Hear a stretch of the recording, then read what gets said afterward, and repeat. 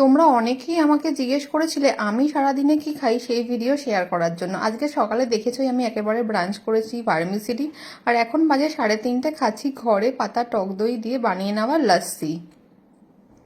অনেকেই দই, যেটা আমি বলি যে দই তো একদমই চিনি দিয়ে খেতে বারণই করা হয়, বাট অনেকে স্টিভিয়া ইউজ করো, অনেকে জ্যাগারি পাউডার ইউজ করো।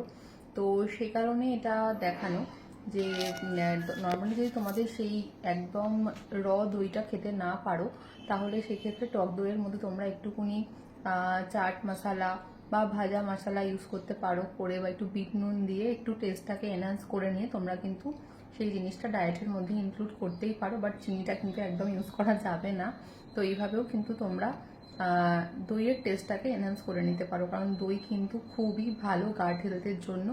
এবং যাদের ঠান্ডা লাগার টেন্ডেন্সি থাকে তারা স্কিপ করতে পারো, বাট আদারওয়াইজ তোমরা শীতকাল বা গরমকাল সারা বছর ভরই কিন্তু দইটা পারলে করে ডায়েটের মধ্যে রেখো।